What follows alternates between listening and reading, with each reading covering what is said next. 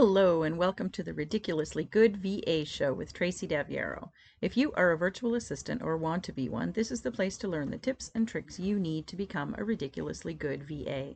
I've been a part of the VA industry since 1998, and I'm excited to get to know you and help you build an amazing business. Let's go. Hey there, welcome to another episode of the podcast that teaches you how to be a ridiculously good virtual assistant. Today we're going to talk about why focusing on just one strategy or tactic can be the game changer that you need. Today's quote is from Tim Ferriss: "Focus on being productive instead of busy." When we bring things down to focus and work on just one thing at a time, that's when we get results. Let's go. One of the biggest mistakes I see virtual assistants make is trying to do everything at once. Social media posts, cold emails, joining every networking group out there, tweaking their website. Sound familiar? You're not alone if that's you. I do the same thing. All of us do. When we get to that point where we have a goal, maybe we're looking for a new client, we throw everything at the wall and see what sticks, right? All of these are great strategies in the long term, but they can dilute your energy and your results when you're looking for a VA client quickly. The key, instead, is to choosing one strategy and going all in for a short period of time. Why? Because focus brings clarity, and clarity brings results. By narrowing down your efforts, what you're doing on a daily basis, you can give your strategy the attention it deserves. You can track your results effectively, and you can avoid feeling overwhelmed by doing it all at once. So what strategy should you choose? That's actually up to you and your strengths, whatever you feel most comfortable doing. But I'm going to walk you through an example here to help you decide and take some action. The first step is to pick your strategy. So let's talk about 3 popular ones, and you can pick the one that resonates most with you. Networking. You know it's the one that I lead with all the time, tapping into your existing network or attending events to start to create a network if you don't have one yet. Social media outreach is connecting with potential clients on platforms like Facebook, LinkedIn, Instagram, wherever your people are. And cold outreach is the third one, sending personalized emails to businesses or entrepreneurs who fit your target market or ideal client profile. You want to pick one of these 3 things. They're the most effective to generate, some activity quickly. If you're naturally chatty and love building relationships, networking might be the one that you choose. If you're really good at creating messages and finding opportunities online, social media outreach could be your focus. And if you're confident in presenting your value directly, cold outreach can actually work wonders. Now, you guys know I don't usually teach cold outreach or even advise it, but I do know VAs that it's worked for, and so it definitely still makes this list. But for sure, networking and social media outreach are my top ways to get clients quickly. When you double down on connecting with people in one place, you increase the chances of getting a new client because you're present there, you're consistent, and you're putting in the time where they already are. The second step is to define your goal. Once you've chosen a strategy, you want to define a specific goal for the week. And of course, we want our goal to be a SMART goal: specific, measurable, achievable, relevant, and time-bound. Now, here's what I mean by each of those. A specific goal is connecting with 10 potential clients on LinkedIn. It's not about connecting with as many people as I can on social media, right? We want to get a lot more specific than that. 10 clients, LinkedIn. Measurable, you want to be able to track your progress daily. What does that mean? Well, if you say you want to connect with 10 potential clients every day on LinkedIn, then you check off each connection that you make. That's measurable. Achievable, can you realistically accomplish this in a week? You want to make sure that you are giving yourself a stretch goal, but not too stretchy, right? If you don't have the time to connect with 10 people every single day, and that is going to be a problem for you, then that should not be your goal. You need to make it achievable, or you're going to set yourself up for failure. What about relevance? Does it align with your business goals? I always tell you, to look at it and say, is what I'm doing right now leading to my goal? If not, then it's not the right thing at this time. You need to make sure that everything is cohesive and time bound. you're telling yourself you have 1 week to do this. Make sure that you are setting up yourself up for success for that 1 week. So write down your goal and keep it visible throughout your week. This is actually a very crucial step, and a lot of VAs don't do it. They leave it on their computer or notes app on your phone, like me. When you write it out and you post it by your workstation, you're going to physically see it there all day, every day. It's going to stay top of mind, right? You give yourself a checklist of things that you need to do on a daily basis to reach this goal. That's a great thing. But if you forget to do it in a particular day because it's not yet a habit for you, then you're going to set yourself behind. So setting goals is really important, but being able to keep it top of mind is even more important. That's how you get to where you want to go. It gives you something to reference with everything you do when you set a goal. And like I say, you ask yourself, is what I'm doing right now leading to my goal that I just set for myself? If that thing that you're doing is not leading you there, then why are you doing it? And if it is, then that's great. You're going to pat yourself on the back for that one. So do this little simple check-in with every single thing that you do. And when you do more of what's leading you towards your goals, you're going to reach your goals much faster. Step 3 is planning it out, planning your execution. Here's where the magic happens because it's the action steps, right?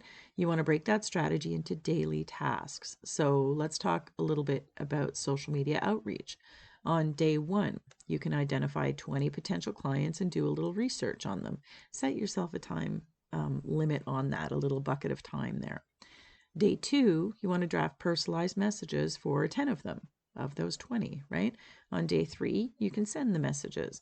On day 4, you can follow up with the first 5 people. On day 5, you follow up with the next 5 and send another 10 messages. Remember, the numbers are going to be the thing that work in your favor. So if you are looking for, say, 3 clients or 1 client, we'll even say, you need to know how many connections that means for you to get in order to convert, right? It's your conversion number is the conversion percentage. What percentage of people are you converting when you're talking to them? You might have to talk to 100 people to get 5 sales conversations. So this is the whole process that I talk about all the time. So on day 5, we're like, follow up with the next 5 and send another 10 messages. We want to get those messages out quickly to start conversations with people so that we can move them into the next phase. Day 6 is engaging with potential clients on their posts or stories. And you know I recommend this all the time.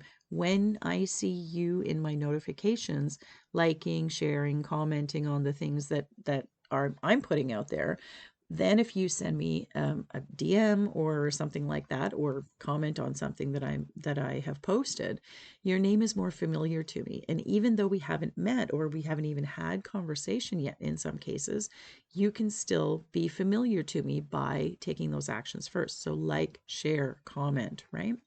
And then on day 7, reflect on that progress and finalize any follow-ups. This is not a 7-day and done goal, right? But this is a really good way to get the ball rolling on those connections, right? We have the first 10, we have the second 10. So in a week, we're connecting, in this particular example, we're connecting with 20 people.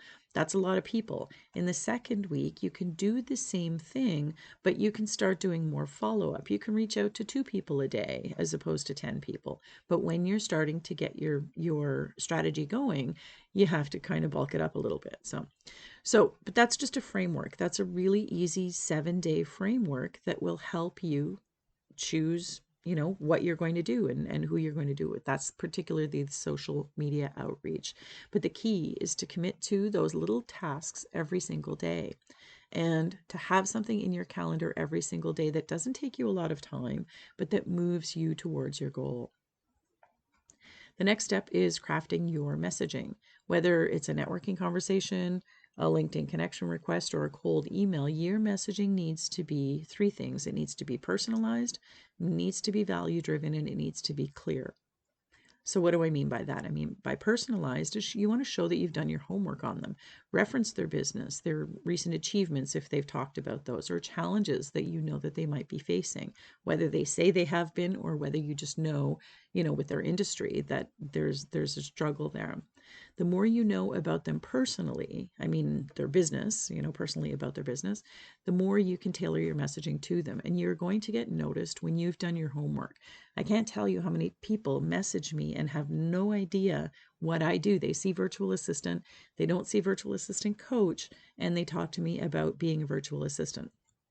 I don't talk about being a virtual assistant in most of my content. I talk about it from the perception of teaching and coaching.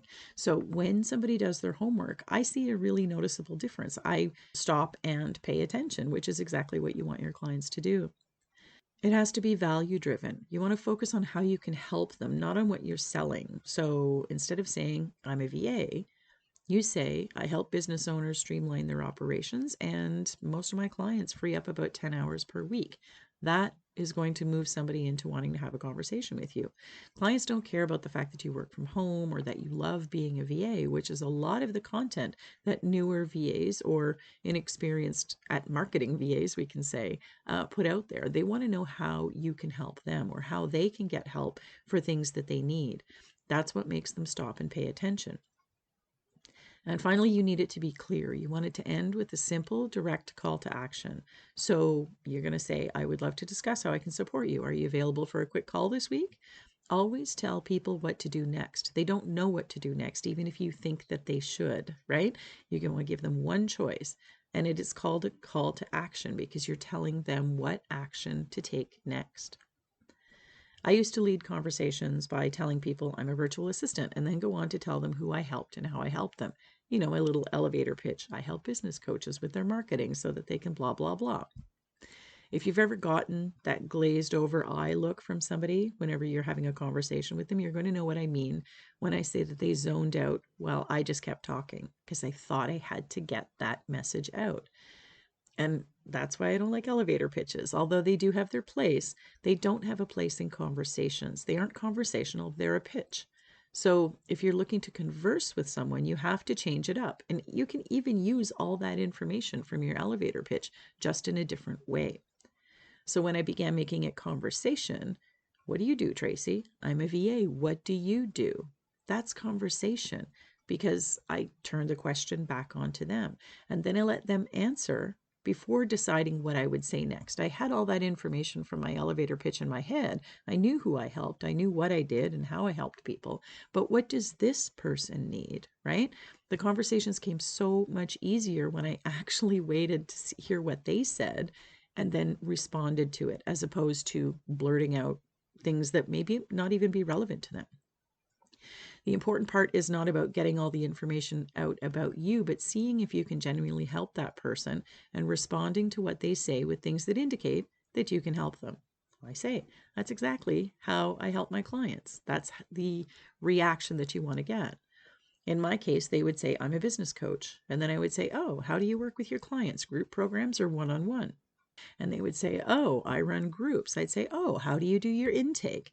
And they would say, I run events. Oh, I would say. And then I could chat with them about their events and how they manage them, how they do them, and how I help my clients with that. So you see how it's so much more natural. That's exactly what you're striving for in all of your conversations. So clarity, very, very important.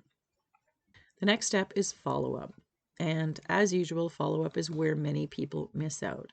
They do say the fortune is in the follow-up, and really it is true because studies show that most sales happen after 4 to 7 touch points, even sometimes a lot more than that. So you don't want to hesitate to follow up respectfully. Keep in touch with somebody that you connect with. If you ask a seasoned VA how long to follow up, they're going to tell you until someone tells you not to follow up anymore. That's usually the advice you'll see if you ask that question.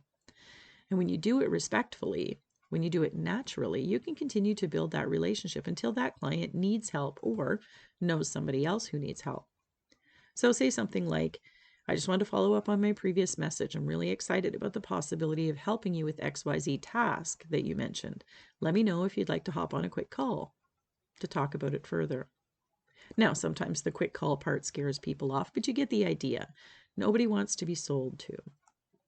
You want to let them know that you're available to help them with what they're stuck on or what they don't have time to do. Whatever it was that you talked to them about, reference that every time because you want to say, we talked about this, you told me this, let me know whenever you're looking to get some help or if you want to chat further about what to do next. Now, the last piece is to evaluate and adjust all the time, right? We're always analyzing what we've done to see what works and what doesn't work. So at the end of the week, take a couple of minutes just to evaluate what you've done. Did you reach your goal? Why or why not? What got in the way? Was it your tactic? Was it the time you were involved? Was it the people that you actually connected with? What was the thing that didn't work? What can you fix? And which part of the process felt most effective? You want to do more of what works all the time, but you have to be comfortable doing that, of course. And what would you do differently next time, or what will you do differently next week, right? Even if you didn't land a client over that 7 days, you've built some momentum, you've made some connections, you've made some decisions, and you've gained some clarity on what works for you or what could work for you. But the key, of course, is to work that tactic until you do get that client. Think about this. If you spend 2 hours writing a blog post for your website, and if you spend 2 hours making direct conversation with someone who you know needs your help, which one do you think is going to get you a client faster? I'm going to leave it off here for this week, but let's circle back to today's quote.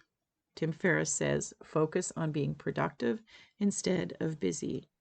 And when you focus, you get really clear on what you're working on and where you intend to go with it. So if you're networking, what is your goal for that event or group? You can't just go network somewhere and hope to get a client. How many people do you want to connect with? What kind of people are they? What do they do? Who are they? And who knows them already and can connect you quickly? Knowing what your goal is helps you network better. If you're planning to connect on social media, which group are you going to focus on? Don't focus on 3, focus on 1 for the course of 7 days. What can you bring to the group in terms of connections and advice that's going to showcase your expertise to them? What's your strategy in that group that will help increase your visibility to the people, staying within the rules, of course, increasing your visibility to the people that you know you can help? Focus is essential, and being productive with your focus is the key. You don't want to just fill your days with networking if it's not effective for you. You want whatever you're doing to work for you, even if it works a little bit at a time. You want it to help you move forward towards your goal every single day. That's why I like the small tasks every day. Stays top of mind, moves you forward one step at a time, and helps you figure out what works for you. So I hope this little framework gives you the focus and confidence that you need to find your next client. Remember, it's all about taking consistent and intentional action. You have got this. You can get a client in a week. When it's your main focus and you do the right things every single day, it's actually a lot easier than you think. If you want to get really focused and move your VA business forward in just a week, you should join me for my 5-day challenge, From Consults to Clients, that starts next week. You can register at yourvamentor.com/5day. Thank you so much for being here this week. I'll see you next time. Thank you so much for tuning in to this episode of the Ridiculously Good VA Show. Don't forget to subscribe so you don't miss a thing. For more great resources for your VA business, visit my website at yourvamentor.com. I'll see you back here next time.